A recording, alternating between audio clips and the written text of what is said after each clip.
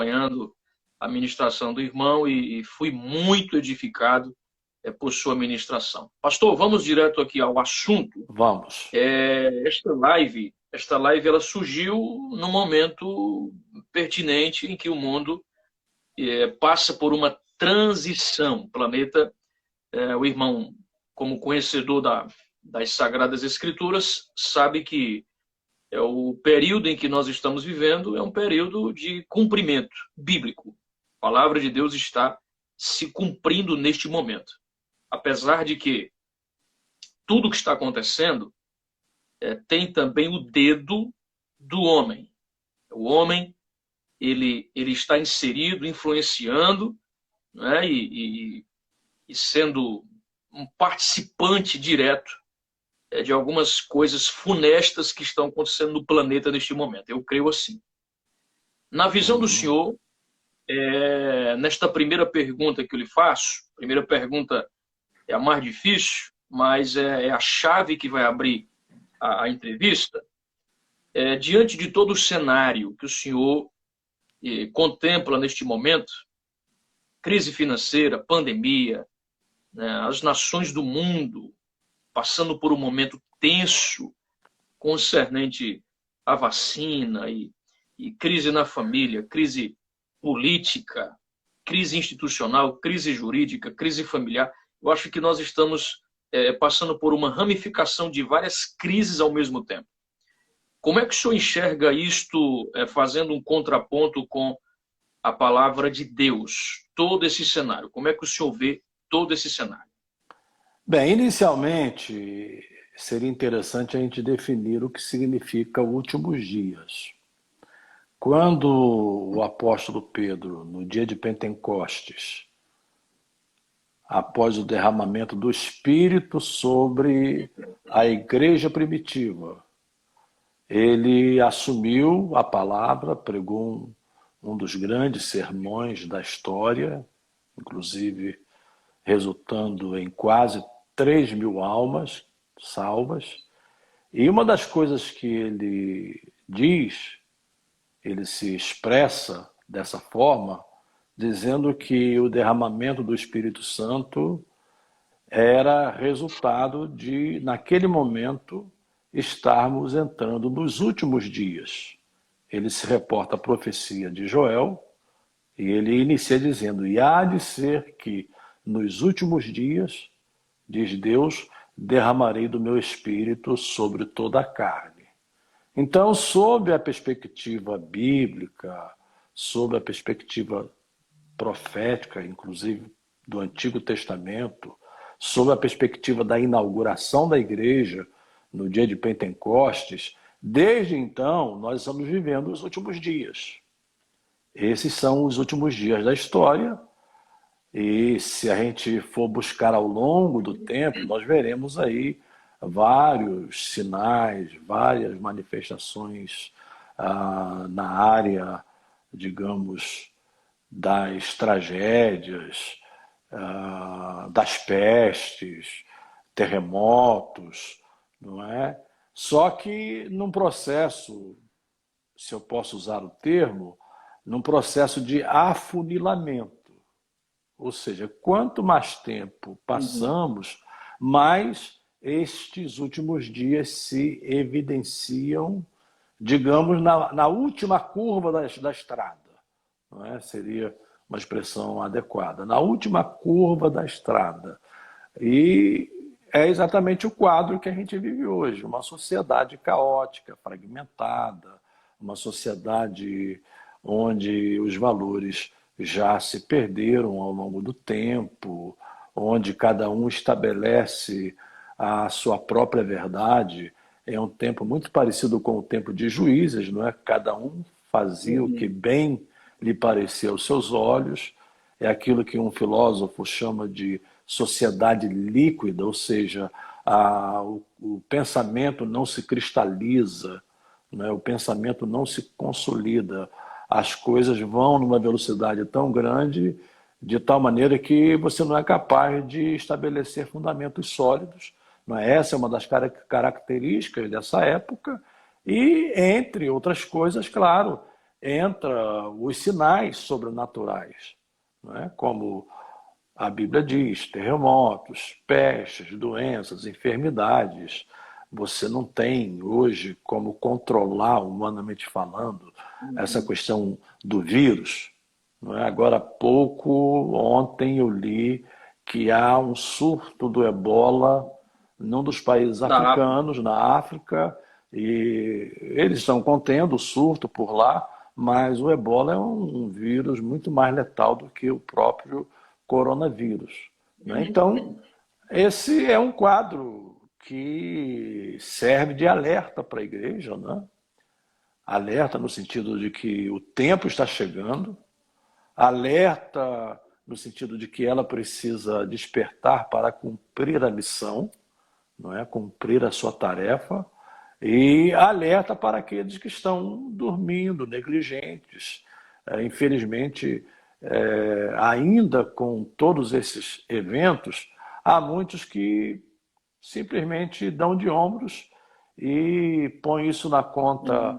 das questões, digamos, do dia a dia, sem se dar conta da relação que isso tem com a palavra de Deus, como um desses sinais. Claro, são muitos, mas um desses sinais. Ao longo do tempo, né? Mas como eu disse no início, estamos vivendo esse afunilamento, né?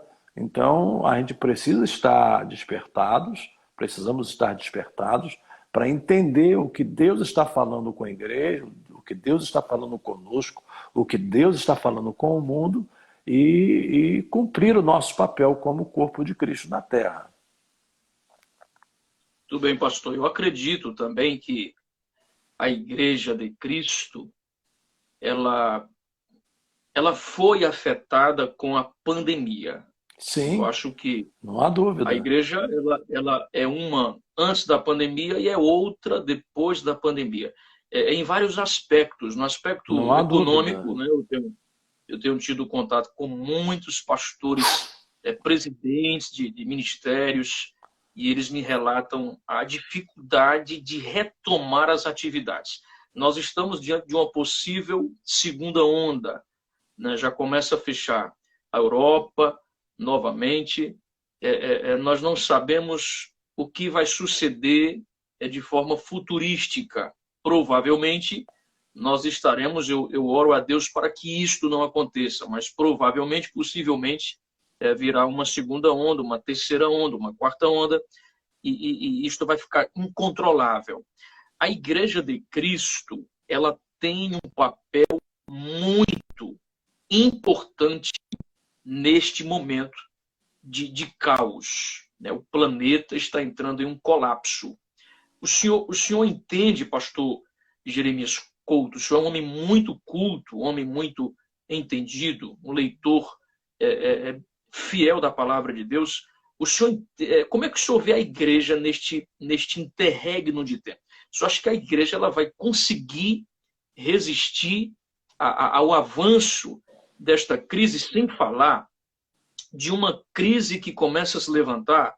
Eu vou falar aqui por parábolas. Nós estamos diante de uma mídia social que nos monitora. Então, dependendo do que eu fale, eu posso ter minha live derrubada. Mas nós estamos diante de uma possível influência de um sistema anti-Deus, anticristão, antifamília. Eu não vou dizer o nome, mas eu estou aqui parafraseando. Anti-educação.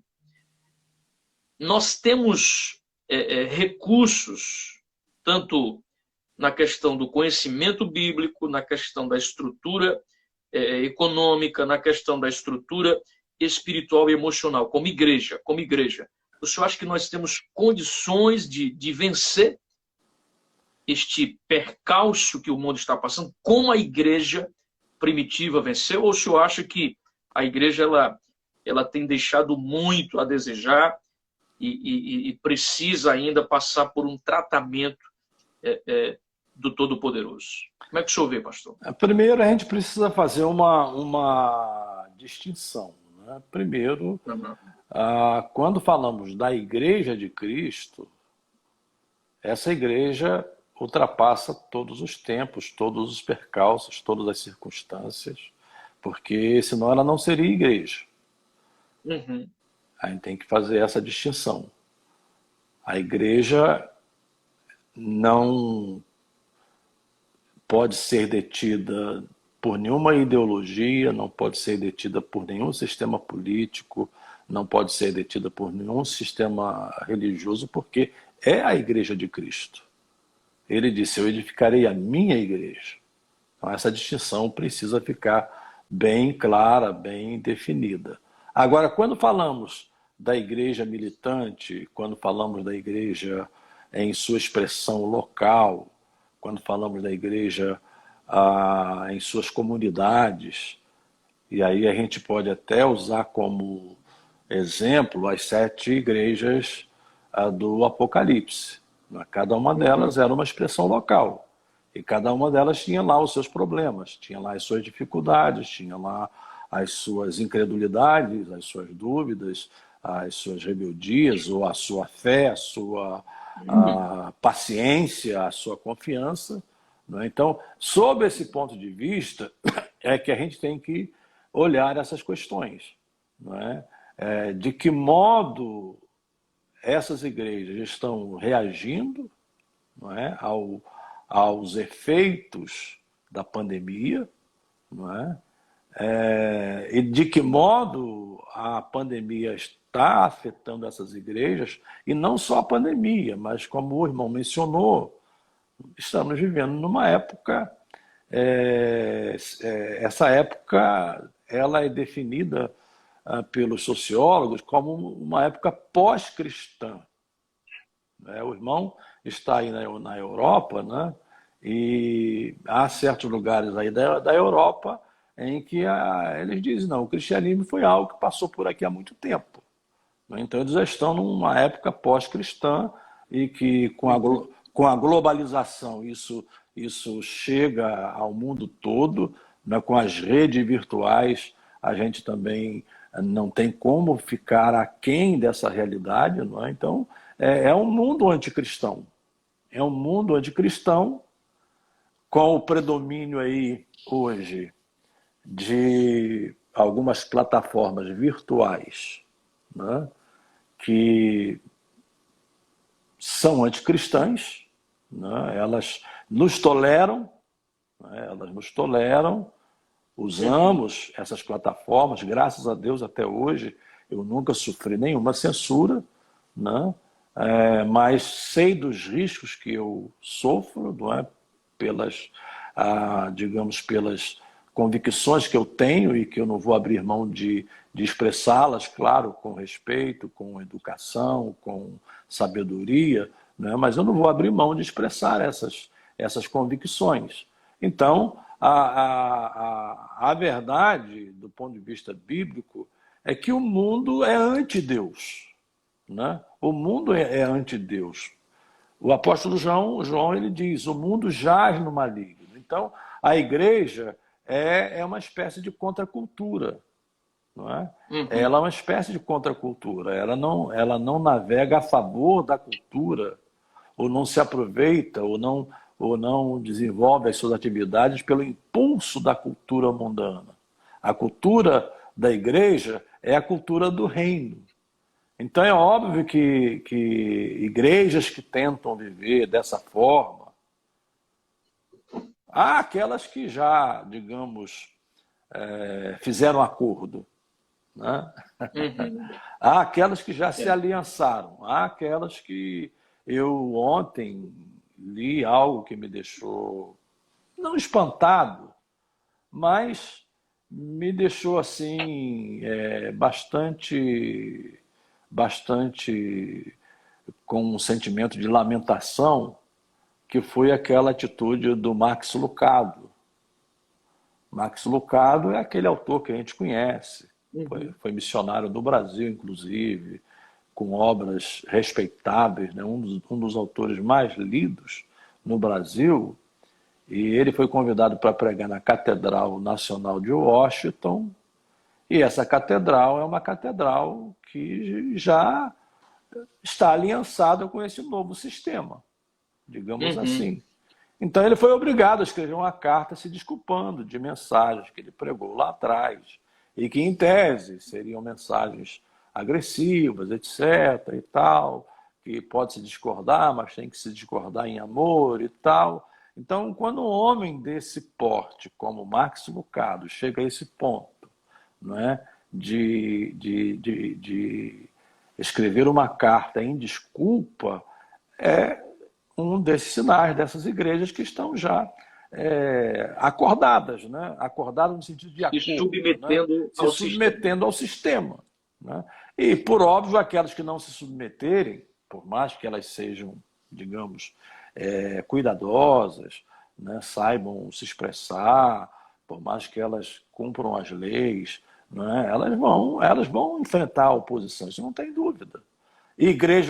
Só acredita. Igreja como igreja e também cristãos como cristãos que usam essas ferramentas, né, para a divulgação do reino e que não vão abrir mão nunca do que pensam, né, das suas convicções. Pastor Jeremias, o senhor acredita que o cerco ele está começando a fechar e nós vamos começar a ter dificuldades na propagação do evangelho? A igreja na China, ela já sofre essa dura restrição, né? Dura restrição. Claro que com o comunismo, né? Uhum. Eu não ia nem citar o nome, mas acabou saindo, então já foi. Sim, mas é O fato, né? Brasil, É fato. o Brasil, Nós não estamos aqui o senhor trazendo, acha que nós não estamos aqui trazendo nenhuma fake news. sim, estamos falando algo verdadeiro, né? Sim, Mas claro. o senhor acredita que nós, pastores, aqui há uma geração aqui, então 35, e aí do outro lado a outra geração. Então, o senhor, 67.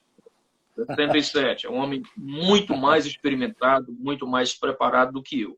O senhor acredita que estas duas gerações se unificando precisam estar preparadas para uma forte perseguição religiosa? Eu acredito que nós já estamos vivendo esta perseguição religiosa.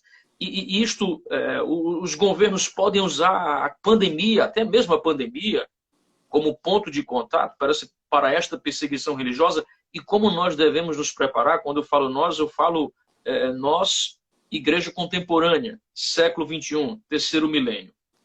O senhor, como é que o senhor enxerga esta projeção e o grau de responsabilidade e prevenção que nós devemos adotar ante a esta possível perseguição que vai nos restringir ainda mais? Olha, primeiro nós precisamos unir as nossas forças, né? Aí você citou a sua geração e a minha geração. Então eu posso usar um exemplo bíblico, já foi usado muitas vezes e não custa usá-lo mais uma vez, que foi o exemplo de Pedro e João. Pedro e João eram duas gerações distintas. Pedro já uma geração madura, da experiência, embora ele fosse extremamente temperamental, né, mas ele já era um homem vivido, enquanto João era um jovem, né?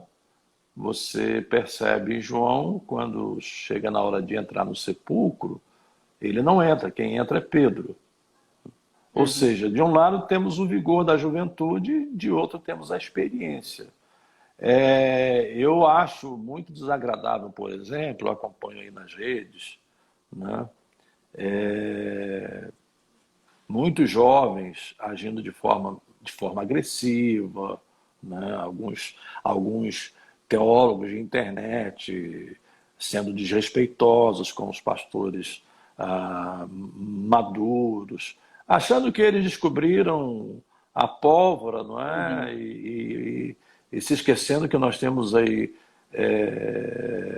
2000 anos de cristianismo, não é? Pensando no que os apóstolos deixaram registrados, pensando no que os pais da igreja deixaram registrado, pensando também na teologia que foi sendo desenvolvida, não é, ao longo desse tempo, não é, sobretudo depois da Reforma Protestante, não é, mais de 500 anos de produção teológica. Então, a gente tem que ser carregado nos ombros desses heróis, desses gigantes e juntar as nossas forças, né?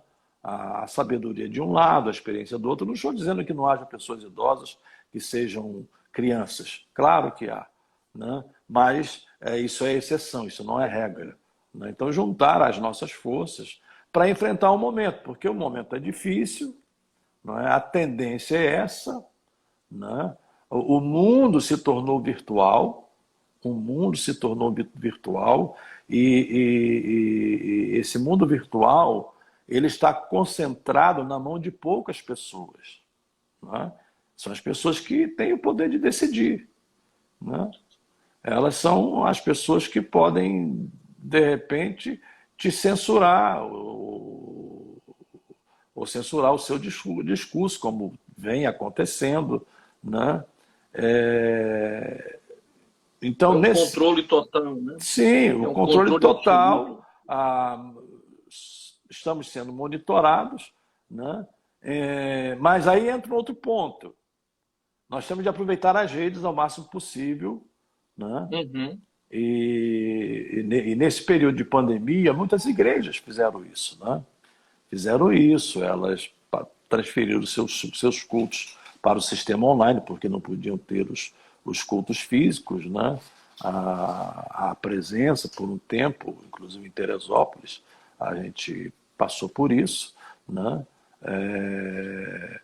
E aconteceram algumas coisas interessantes, né? Nessas transmissões. Eu, inclusive, criei um termo, né, que apareceu um tipo de crente chamado Beija Live. Ele não parava em live nenhuma, ou não para. Ele fica de live em live, não é? E vendo aquelas que ele acha melhor, mas nem nessas ele para. Quando você vai ver lá a estatística, você vai ver que a permanência às vezes é 2 minutos, 3 minutos, 4 e etc. Né? Esse é um dado. Né? Outro dado é que isso também expôs, de um lado, uma igreja fragilizada. Em que sentido? Fragilizada porque pregadores que, com bastante respeito, consideração e sem nenhuma atitude arrogante da Sem minha ferir. parte. Oi? Uhum. Não Sem entendi. ferir ninguém. Sem ferir, Sem ferir ninguém. mas mensagens, Sendo justo. mensagens vazias, mensagens Uhum. Sem açucaradas, conteúdo. sem conteúdo, né? Então, a igreja não se preparou para esse momento, né?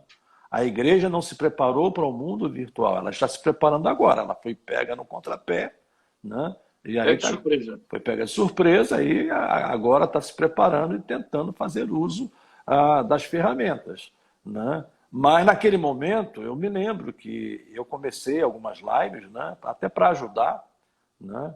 Quando eu percebi que já tinha muita live, né? Transmissão de cultos, etc., aí eu parei. Eventualmente eu faço uma ou outra, mas eu parei porque Uhum. eu não estava ali para competir, né? Para competir, para ver quem prega melhor, quem prega mais, quem tem mais substância, quem não tem, né? Eu Muito bem. percebi a necessidade e logo no mês de março do ano passado eu fiz aí uma sequência de 10 ou 12 lives, né? Só pregando, né? Só pregando, né? Uhum. Tentando suprir essa carência, né? Então, isso também manifestou uma certa fragilidade da igreja, ou seja, ela não foi preparada para esse momento, ela não se preparou, né, para esse momento. O mundo virtual, nós estamos aí com redes virtuais já desde 2009, 2007, se não me foge a memória, né? Facebook, Twitter, etc., né? Já há um bom tempo, né? E terceiro lugar, eu acho que a igreja ela tem que se fortalecer como comunidade local, né? Uhum. Comunidade local, porque a fé é vivida ali, né? Você não pode viver a fé fora da igreja.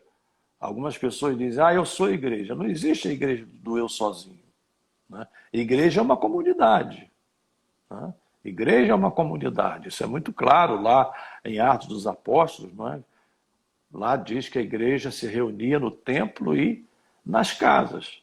Elas, os cristãos permaneciam na doutrina dos apóstolos, permaneciam na comunhão, no partir do pão, na oração, e isso de maneira comunitária. Quando Pedro é solto da prisão de maneira sobrenatural, ele vai para a igreja que estava reunida onde? Ela estava reunida na casa de Maria. Então, comunidade. A gente precisa enfatizar isso, que independente das redes sociais, embora possamos usá-la, né, e elas são um recurso bom num momento como esse, mas é na comunidade ali que a igreja se fortalece. Né? É lá que ela se fortalece. Se vierem as restrições, essa igreja vai ter que aprender a lidar com isso, como acontece lá na China, né? Ou elas vão aderir ao sistema, né? Como tem igrejas lá que são adeptas do sistema, né? A própria igreja romana fez acordo com o Partido Comunista na China, né? De modo que a igreja romana ela é, digamos, tolerada, né? Ela é tolerada, mas aquelas igrejas que professam a fé cristã de maneira convicta, né? Como elas são igrejas subterrâneas, igrejas que se reúnem escondidas, e de vez em quando alguns pastores estão sendo presos, alguns irmãos estão sendo presos, e pagando o preço por isso. Né? Esse quadro é um quadro muito possível de acontecer no mundo, de maneira geral, antes da volta de Jesus. Né? Falhou um pouquinho, pastor? Falhou um pouquinho? O senhor está me ouvindo bem? Estou ouvindo. Eu falei pode dar que esse quadro, né, de perseguição é muito provável de acontecer no mundo todo antes da vinda de Jesus. Porque, é bíblico, né? É bíblico e na verdade, hoje, sobretudo nos países do Oriente, né, onde a perseguição é mais intensa, o número de mártires hoje é maior do que o número de mártires na época da igreja primitiva, né, e dos primeiros séculos. Né? Então, a igreja tem de estar preparada para isso. Né? Infelizmente, a turma prega só o triunfalismo, a zona de conforto, né? E que a salvação é isso. A salvação pode trazer isso, mas a salvação é você ter as suas convicções firmes em Jesus e saber que o mundo odeia você por isso. O mundo hostiliza você por isso. Eu vou acelerar aqui e convergir já para o final. Vai rápido, né? Estou preocupado porque o senhor está segurando aí o celular. Estou preocupado. Não, sem problema, tranquilo. Tá bom, tá tranquilo aí? Passo de uma mão para outra e tranquilo. Aí, de repente, aparece uma sombra, aí eu vou para o outro lado. Fica Pronto, beleza, pastor. Beleza. Meu pastor, nós falamos já sobre o cenário, falamos sobre a postura da igreja ante ao cenário, né, e foi muito bem explicado nas palavras sábias do senhor. Indo para a questão propriamente dita da escatologia bíblica. O senhor crê, eu já vou direto ao assunto, o senhor crê que o anticristo ele já está muito próximo de governar a humanidade? Tudo caminha para isso, né? Seja esse anticristo, porque tem diferentes correntes escatológicas, né? Seja esse anticristo uma pessoa, seja esse anticristo um sistema, né? E mesmo que seja um sistema, tem de haver uma pessoa que governe o sistema, né? Não importa, a gente caminha para isso, né? O mundo, a estrutura do mundo, não vai demorar muito, nós teremos a moeda digital, né? Primeiro porque ela facilita, né? Vamos pensar em termos de otimização de tempo, em termos de facilitar, em termos de você... O senhor já tem o Pix? O senhor já usa o Pix? Já uso o Pix no Brasil. Já uso. E é muito bom, né? Você pode Claro, fazer transferência todos os claro, dias e todo facilita dia. muito, mas isso também é um controle Sim, total, é um aqui controle nos Estados absoluto. Unidos a gente tem algo parecido com o Pix, é outro nome, né? Você registra no seu banco a sua Uhum. chave e se alguém quiser mandar um dinheiro para você, você dá a chave para a pessoa e a pessoa simplesmente insere a chave no seu sistema Coisa rápida, e o dinheiro é prática. transferido, né? Uhum. O Pix, por exemplo, para mim é uma forma de construir um sistema monetário que seja um sistema monetário globalizado, né? Digamos Uhum. assim. Uhum. Então, a própria ONU, não é, com os projetos que ela tem, a Agenda 2030, né? Isso não é conspiração, né? Eu não estou tratando aqui de conspiração. Tudo isso aí vem pintado como algo que traz desenvolvimento, né? Traz desenvolvimento. E uma coisa interessante, só para analisar, né? Pode ficar à vontade, professor. Para analisar, é que Uhum. a tendência é o seguinte: o sistema dá a você as condições para você viver, né? Para você viver. Uhum. E aí, então, usando muito a China como exemplo, né? O que a China bolou? Né? Qual foi a estratégia? Isso foi lá atrás com Deng Xiaoping, né? Ele que substituiu o Mao Tse-tung, né? Aquele sistema totalitário.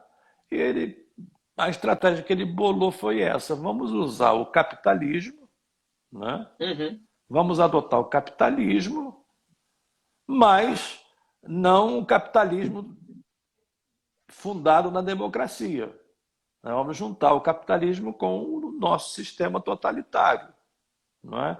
E com isso ele conseguiu realmente um desenvolvimento muito grande, trouxe progresso para a China, né? É, Você vê que as grandes empresas do mundo ocidental elas estão instaladas na China. Hoje eu comprei umas roupinhas aí para levar para os meus netos lá no Brasil na próxima semana. Aí você vai lá, in China, made in China, né? Tudo eles Tudo, estão. tudo na China. Então, Todos os produtos. eles juntaram isso e, em certo sentido, eles podem manter o povo debaixo do tacão porque eles dão ao Aham. povo, digamos, o conforto, as condições mínimas de vida. E eu diria que é alguma coisa parecida com isso que se quer implantar no mundo. Não é? Uhum. Tirar a sua liberdade, mas em lugar da sua liberdade, te dá essa sensação de que você vive bem. Né? E se você vive bem, para que eu quero liberdade? Para que eu quero isso e aquilo? Né? Eu creio que a gente caminha por aí e para chegar a esse ponto, no mundo todo, tem que tolher a liberdade, né? Inclusive tolher a liberdade não só intelectual, de pensamento, a liberdade filosófica, sociológica, mas, sobretudo, tolher a liberdade de religião, de fé, de expressão de fé. Né? Então, a gente caminha, sim, para a manifestação de um sistema único, mundial, né? Tendo aí um cabeça que governe, né? Segundo a previsão das Escrituras, né? A gente caminha para esse tempo. Só que a igreja, o tempo dela é outro, o lugar dela é outro, não é? Porque ela não foi chamada para a tribulação. Paulo, lá em Romanos, capítulo 8, diz bem. O senhor não crer que a igreja ela vai passar pela grande tribulação. A igreja Não, ela vai. não creio, A não igreja não creio. passa pela grande tribulação. Eu não creio. Eu creio que a igreja ela será tirada antes da grande tribulação. É, é, Ela vai é vivenciar o princípio das dores as dores ali, completo, etc. e antes Mas da grande tribulação, Jesus virá. como diz Paulo lá em Romanos capítulo 8, portanto, nenhuma condenação há para os que estão em Para Cristo quem crê em Cristo. Jesus. Para a igreja de Filadélfia, né, o Senhor diz para ela: eu te guardarei da grande aflição que há Sim. de tentar os que habitam no mundo. Né? O senhor é pré-tribulacionista. Sim, perfeitamente. Você encontra tudo isso de uma maneira muito clara, coerente no Novo Eu estou lhe Testamento. perguntando, mas eu também estou dentro dessa corrente, tá? Sim, Estou lhe sim, perguntando porque, como nós estamos ao sim, vivo e tem um público nos acompanhando, a gente sim, vai, sim, né, sim. Eu creio, eu combinando creio, informações. eu creio que a igreja vai enfrentar perseguição, vai enfrentar, como já enfrenta, né? Ela já Uhum. enfrenta. Ela enfrentou lá nos primórdios. Porque, como eu disse no início, os últimos dias começaram lá no Pentecostes. Sim. E há de Uhum. ser que nos últimos dias. Então, ela enfrentou as Teve uma- perseguições, vem enfrentando, vai continuar enfrentando, não é? Mas, em relação à vinda de Jesus, ela não foi chamada para tribulação, não é? Ela foi chamada para experimentar a graça da salvação. E aí eu volto a dizer, não importa a corrente escatológica, né? Porque elas diferem, né? Não é fácil você Entendi. lidar com temas escatológicos, né? Mas há um ponto comum em todas elas. Qual é o ponto comum? Jesus virá, né?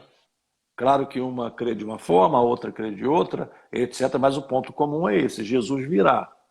E esse é o ponto que eu gosto muito de enfatizar. Não é? João Uhum. 14, 1-3, quando Jesus disse, não é? Não se turbe o vosso coração. Crede em Credes em Deus. Deus, crede também em mim. Na casa de meu pai há muitas moradas. Se não fosse assim, eu vou teria dito, vou preparar-vos lugar. Mas quando eu for e vos preparar lugar, virei outra vez e vos levarei para mim mesmo, para que onde eu estiver, estejais Seja vós eu também. também. Para mim, esse é o ponto cardeal. Para mim, essa é a coluna que sustenta a escatologia. Há pessoas aí que ficam pensando, eu gostaria de reinar sobre, deixe-me usar Londres, né? Eu gostaria de reinar sobre Londres, eu gostaria de reinar sobre Nova York, eu gostaria de reinar sobre Rio de Janeiro, etc. Jesus não disse isso. Jesus disse, para que onde eu estiver, estejais vós também. Não é? Então, estar com Cristo é o maior anseio do cristão, não é? É o maior desejo do salmo, não é? Estar com Ele, aonde Ele estiver, da forma como Ele estiver. E daí para frente, meu amigo, é só glória. Né? Daí para frente é só Pastor glória. Jeremias, maravilha. Pastor Jeremias, como é que o senhor vê a questão das missões neste momento? O senhor acha que as missões elas precisam de uma atenção especial agora? A igreja Sim, precisa dar uma atenção especial? sim, sim. A igreja nasceu com essa visão, ou como parte de sua, digamos, de seu metabolismo, a visão missionária, né? Quando Jesus, antes de ascender aos céus, lá em João, em Atos capítulo 1, em verso 8, falou sobre o derramamento do Espírito Santo, ele disse, mas recebereis a virtude do Espírito Santo, que há de vir sobre vós, né? E Sereis. ser-me-eis testemunhas. Uhum. Então, o Espírito Santo veio com a finalidade de capacitar a igreja, capacitar o crente para a sua tarefa missional. Ser-me-eis testemunhas aonde? Tanto em Jerusalém, como na Judéia, Samaria e E até até os os confins da confins. terra. E a ideia ali é a ideia de simultaneidade, é ao mesmo tempo. Sim. Não é testemunhas aqui, testemunhas ali, testemunhas acolá, testemunhas. Claro que não é para uma igreja só isolada, não é? Mas é para o conjunto de igrejas que são a expressão do corpo de Cristo, né? Cada um dar a sua contribuição localmente, regionalmente, nacionalmente e globalmente, né? Para que o evangelho chegue às últimas fronteiras do mundo, né? Então, mais do Esse que... seria o momento, Esse é um esse seria o momento momento ideal. ideal, um momento, eu diria que a igreja tinha que desprezar qualquer outra coisa, ou pôr em plano secundário Ah, qualquer outra coisa, né? Pôr em plano secundário qualquer outra coisa.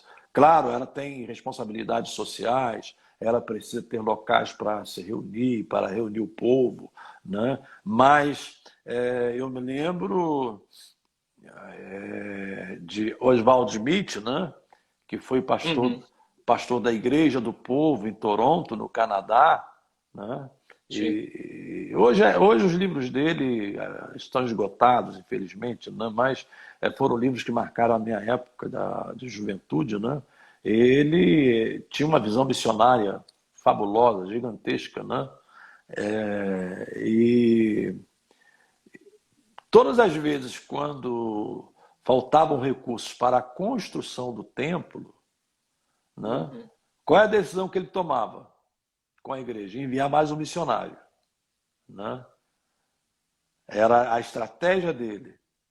Ele enviava mais um missionário, assumia mais um compromisso missionário e Deus ia dando recursos à igreja para a construção do templo. Então, a obra missionária é prioridade da igreja, né? Prioridade. Entre tirar o pão do missionário para pagar, para comprar o tijolo, né? Se a decisão tiver que ser essa, né? Bom, tem para pagar o tijolo tem para pagar o missionário, amém. Mas se só tem para pagar o missionário, o tijolo espera, né? Paga-se o missionário, porque missões são prioridade da igreja. Meu pastor, a Bíblia diz que ai daquele por quem vem o escândalo. E nós estamos, infelizmente, eu digo isto, eu falo isto, lamentando muito com o coração partido. Mas a Bíblia está revelando isto, né? A palavra de Uhum. Deus diz que nos últimos dias muitos apostatarão da fé por obedecerem a ensinos de demônios. E a pandemia, junto com a pandemia, começou a ocorrer uma série de escândalos no meio cristão. O senhor acha que isto vai repercutir? Claro que repercutiu negativamente, mas isto pode fragilizar a igreja, quando eu digo a igreja, pastor, a igreja contemporânea, a igreja brasileira, né? Vamos falar aqui do Brasil. O senhor está em Orlando, mas é um pastor brasileiro, mora em Teresópolis, Rio de Janeiro.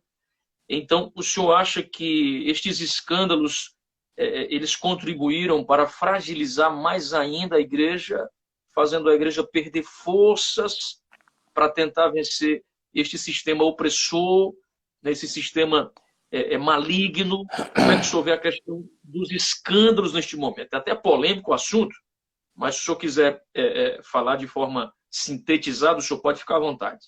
Sim, o assunto é polêmico, mas, primeiro, né, o próprio Jesus fala que os escândalos viriam, só que ele diz, ai daqueles por quem vem o escândalo.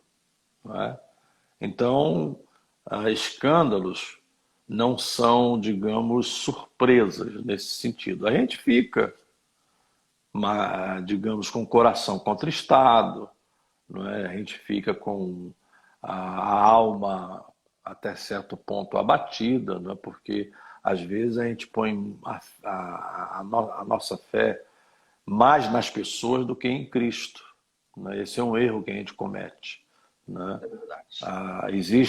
Existe algo no meio evangélico que é tão ruim quanto qualquer outro tipo de idolatria. Uhum.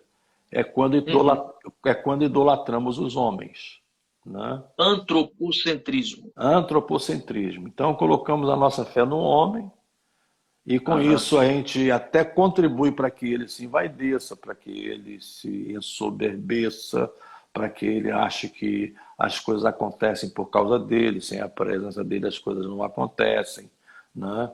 E esse líder, esse obreiro, esse pastor, ele vai ficando sem referencial, né? Ele se torna um líder muitas vezes isolado, solitário, não tem Uhum. quem o admoeste, não tem quem o discipule, não tem quem faça com ele Ele é autônomo. não tem quem faça com ele mentoria, por exemplo, né? Uhum. E, e aí entra muito naquele terreno, não é? Somos pecadores? Somos, claro, somos pecadores, somos sujeitos, somos frágeis, né? Mas precisamos de ajuda, né? Precisamos de alguém que nos suporte, que nos apoie, né? Mas aí entra naquele terreno, não, eu pequei, mas Deus continua me usando, né? E aí continua pecando, ou seja, passa a viver deliberadamente, porque cair é uma coisa, não é? Passa a viver deliberadamente no pecado. Né? Então, por causa dessa idolatria, né, que existe, quando o escândalo acontece, muitas pessoas ficam decepcionadas, perdem a fé, entre aspas, abandonam a igreja, porque e vem até com essa origem, essa herança católica da infalibilidade, né, achando que o pastor é infalível, né, assim como dizem que o Papa é infalível, né? Então, vem Uhum. com essa filosofia e o escândalo, sim, traz prejuízos porque você leva um tempo enorme para construir a confiança, né? E de repente essa confiança ela é jogada na lama da noite para o dia, né? Ainda ontem ou anteontem eu escrevi uma postagem acerca desse. Eu acompanho sempre as postagens do senhor no Sim, Facebook, sempre acompanho. sim. Eu escrevi alguma coisa sobre esse episódio do Rabi Aham. Zacarias, né? Que lá atrás surgiram algumas coisas, mas elas foram esquecidas. Ele deu lá as Aham. desculpas, etc. Mas depois que ele foi acometido desse câncer, né? Foi um câncer agressivo, e depois da morte dele, então essas questões vieram à tona e foram investigadas, e o próprio ministério dele, né?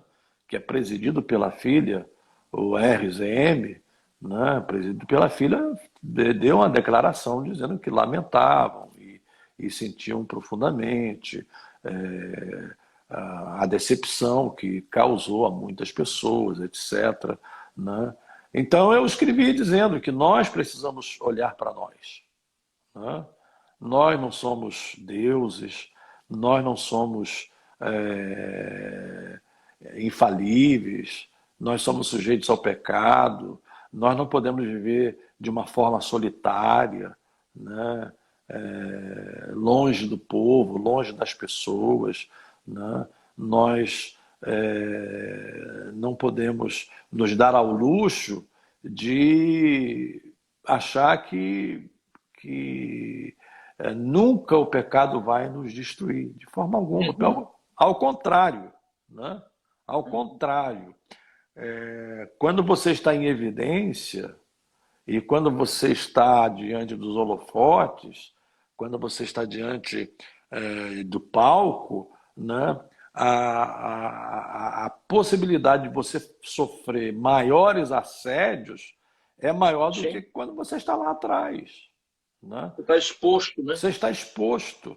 Então, a lição que fica para nós é essa, né?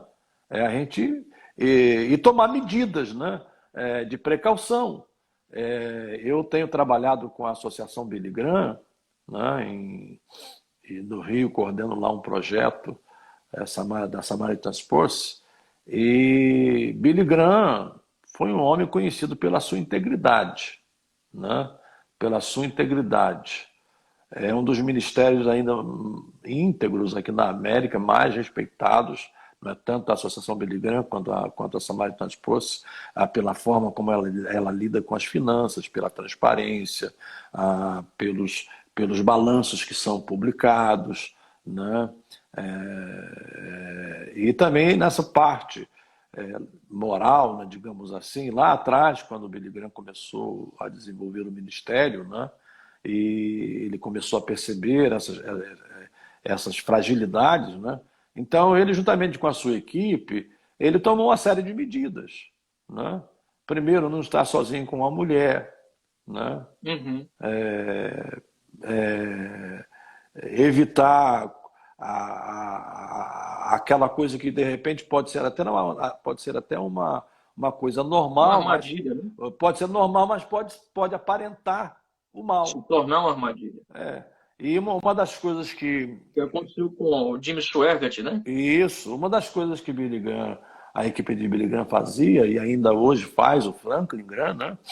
É que aonde ele chegasse, em qualquer hotel onde ele fosse ficar, cada vez que ele entrava no quarto, antes de entrar no quarto, uma equipe fazia uma varredura, né? Que No, coisa, no eu não sabia, quarto, pastor, dessa. fazia uma varredura Eu não no sabia. quarto porque você sabe, existem armadilhas, né? Alguém poderia plantar uma mulher lá dentro do quarto dele para Forjar um possível forjar adultério, um né? possível adultério, ou pelo menos que não houvesse adultério, mas forjar Aham, uma mensagem errada, equivocada, né? aham. Então, a gente tem que ter medidas. Não adianta tomar medidas porque nós somos seres humanos, né? Medidas profiláticas, né? Preventivas. Preventivas. Muito bem. Meu pastor, eu serei muito sincero com o senhor. Eu, por mim, eu passaria a noite inteira lhe ouvindo, porque o senhor é bom ouvir o senhor. O Para senhor mim é um tem prazer. muito conteúdo. Para mim é um Estou aqui prazer. aprendendo muito. Estou aprendendo muito. Mas o Instagram, É uma ele só hora nos só, né? permite estar. São 60 minutos. Então, nós 60 temos minutos. aqui uns três ou quatro minutinhos para encerrar a nossa live. E nós vamos aqui para um trocadilhozinho rápido. Eu vou falar uma palavra, o senhor fala outra palavra sobre o que o senhor Vamos tentar, acha né? que é ideal, né? O seu entendimento. É. Eu falo uma palavra, o senhor diz o que é que o senhor pensa desta palavra que o senhor ouviu. Amém? Amém. Família.